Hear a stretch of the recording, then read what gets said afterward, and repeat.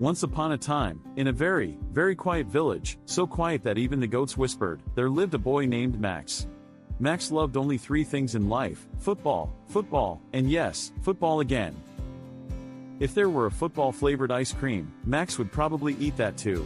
He would dream of kicking the ball through the air, hearing the satisfying thud as it met the goalpost, and basking in the glory of victory. His days were consumed with thoughts of dribbling, shooting, and passing, imagining himself as a great footballer. It was a passion that lit a fire within him, something he could talk about for hours without taking a breath. Max had two best friends, Samuel and Ali, who were just as football crazy as he was. They shared the same dreams and ambitions, spending countless hours tossing the ball around in the dirt field near their homes. Wherever Max went, the football went with him, like a loyal companion. The three boys would spend afternoons practicing their skills, from taking penalties to perfecting corner kicks. Sometimes, the ball even went where it shouldn't, like into Mrs. Green's garden. Again, poor Mrs. Green, with her blooming flowers and vegetable patch, had learned to expect the occasional football landing among her prized tomato plants.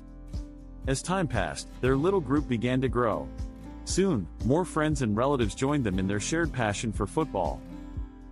They developed strategies, honed their teamwork, and laughed as they played. When they finally counted, guess what? They were 11 players altogether, enough to form a perfect football team.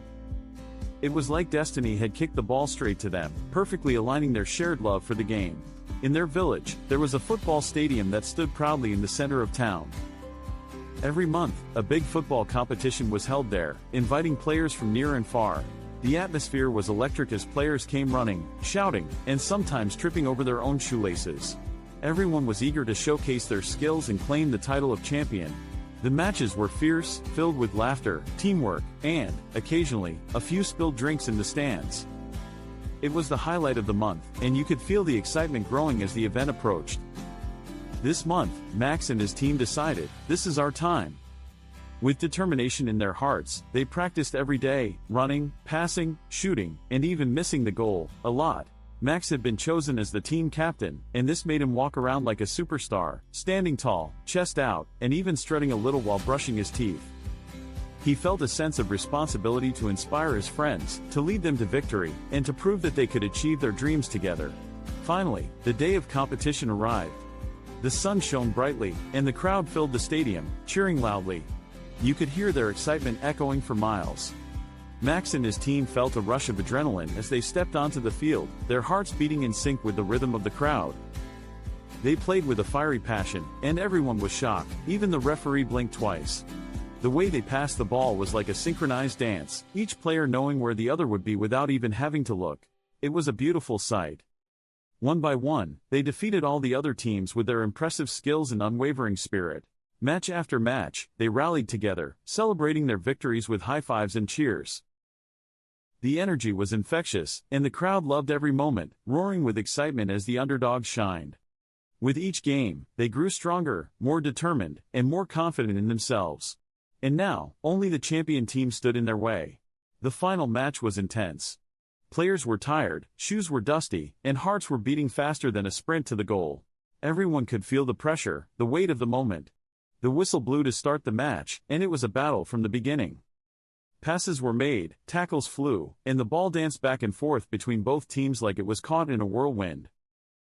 The breaths of the players became labored, but none of them were willing to give up. The tension grew, and the crowd held its breath, eyes glued to the action on the field. With only moments left on the clock, Max found himself in an open space, the ball at his feet. He could hear the shouts of his teammates urging him on, feel the weight of their hopes resting on his shoulders. With one last powerful kick, goal. The ball soared through the air, hitting the back of the net just as the referee's whistle blew. They had won.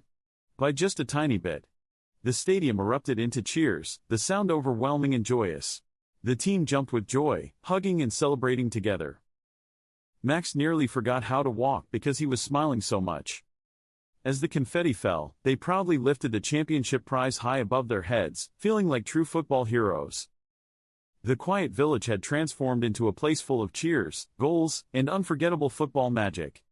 The matches became legends, and their names would be remembered by all who witnessed their journey. Max and his team had proven to themselves that with dedication, friendship, and a love for the game, anything was possible.